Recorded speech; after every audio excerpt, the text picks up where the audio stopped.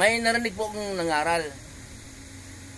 Ang binasa po niya, Herbio 1 hanggang 2. Ganito po ang binasa niya. Babasahin po yung lingkod, pakinggan po ninyo. Noong una, nagsalita ang Diyos sa ating mga ninuno sa iba't ibang panahon at sa iba't ibang paraan sa pamamagitan ng mga propeta. Sa 2 po. Ngunit, sa mga huling araw na ito, siya ay nagsalita sa atin sa pamamagitan ng kaniyang anak. Sa pamamagitan ng anak ay nilikha ng Diyos ang sanlibutan at siya ang piniling tagapagmana ng lahat ng bagay. Okay. Paliwanag po niya. Nung nangangaral na narinig ko, paliwanag niya dito sa 1. Noong una, nagsalita ang Diyos sa ating mga ninuno sa iba't ibang panahon at sa iba't ibang paraan sa pamamagitan ng mga propeta. Paliwanag niya, ang Diyos ay hindi nagsasalita kahit kanino-kaninong tao, kundi propeta lang ang kausap ng Diyos. Ang propeta po naman ang nagsasabi sa mga Israelita, sa taong bayan, na ganito ang nais ng Diyos, ganito ang ayaw ng Diyos. Tama po yun. Tama yun. Itong Diyos po, paliwanag po niya, ngunit sa mga huling araw na ito, siya ay nagsalita sa atin sa pamamagitan ng kaniyang anak. Okay. Sabi po niya, ang Diyos daw, Diyos Ama, nagsalita sa atin sa mga huling araw na ito sa pamamagitan ng kaniyang anak. Ang anak na tinutukoy nito, si Jesus. Sabi niya, nagtanong daw siya sa mga sikat na mga ngaral. Bumanggit po siya ng 3 sikat po.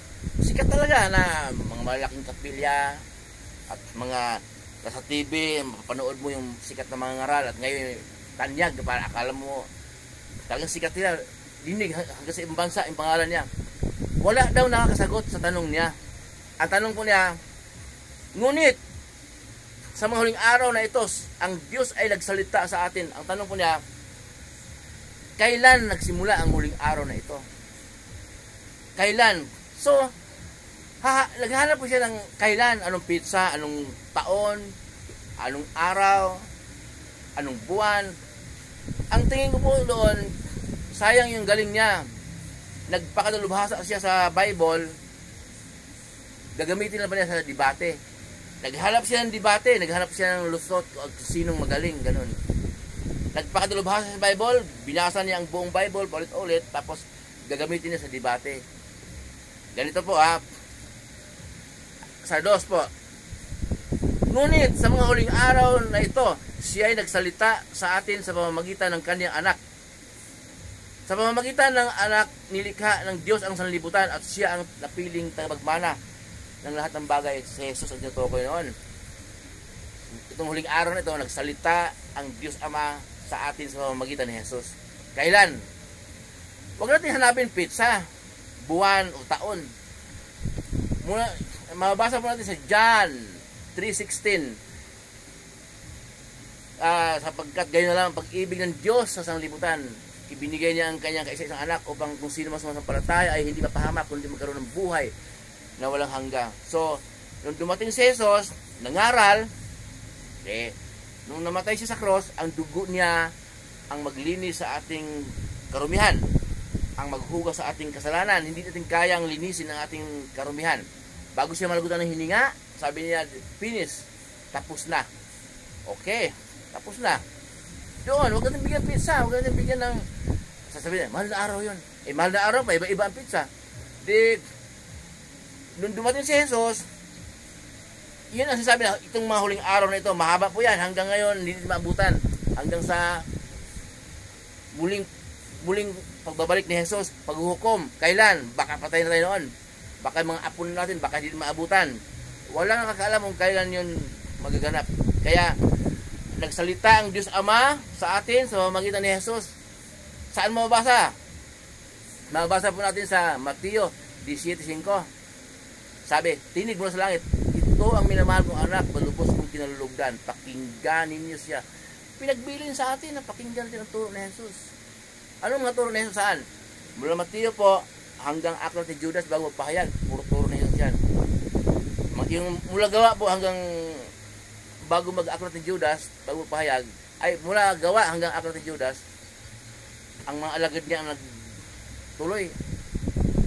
Bago si Jesus umakyat sa langit, sinabi naman niya sa mga alagad niya, kung paano ako isinugo ng aking Ama, gayon din man isinusugo ko kayo. Kaya nung akyat ang ating Panginoong Jesus sa langit, pinagkalooban siya ng banal na espiritu pang manguna sa kanila, tinuloy nila ang turo ni Jesus. So, yun ang gusto ng Diyos Ama. Turo ni Jesus ang ating pakinggan. Maliwanag po, walang tiyang dapat pagtatalunan pa. Mabasa po natin sa Mateo 3:16.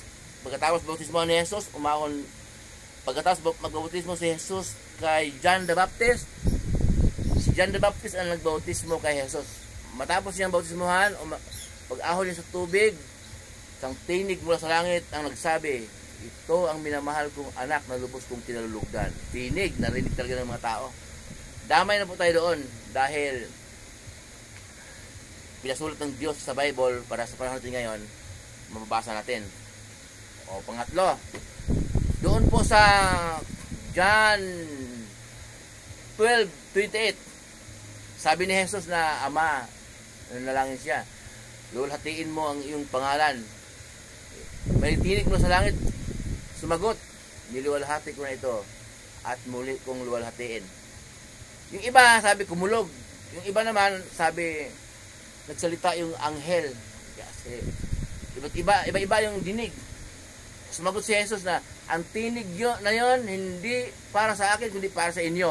O di tayo mga tao kinausap ng Diyos Ama. So nagsimula yon, huwag natin guluhin natin isip. Ipapangaral pa natin, maraming madadamay kung maguguluhan din sila. Nagsimula yon, noong si Jesus ay namatay, ang dugo niya ang maghugas sa ating mga kasalanan, kung sasampalataya tayo na si Jesus ang daan at ang buhay, walang makarating sa Ama kundi sa magitan niya. Okay, kailan matapos? Pagdating ng paghukom. Ganun po, pagdating hanapan ng pizza o ng buwan, kailan ba ng year? Walang nakakaalam kung kailan dating ang paghukom. Biglaan po yun. Kaya pwede madaling araw, pwede tanghali, pwede hating gabi. Yun po. Muli ang iyong lingkod, si Chef Roy. Mabuhay po tayong lahat. Pagpapalain din ng Diyos. Pagpapalain kayo, sasamahan kayo ng Diyos kahit saan kayo papunta, mga trabahong pinasukan ninyo, mga negosyo ninyo, kahit anong pinagkakitaan sa buhay ayon sa kalooban ng Diyos, pagpapalain po kayo ng Diyos.